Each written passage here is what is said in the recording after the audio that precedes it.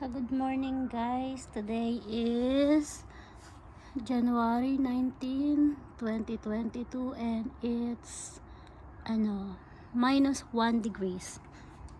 Super lamig niya sa labas. Nagta-time lapse ako kasi I like to see kung paano mag-clear yung sky.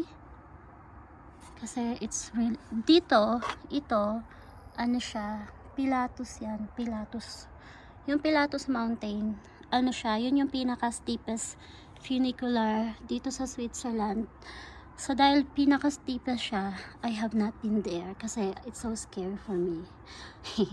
Pero tong Stanzerhorn, tong mountain na to, I had been there, I think 3 times. Ito naman yung may cabrio. So, super ganda din dyan. Tapos, I was also there in the Where's Willie?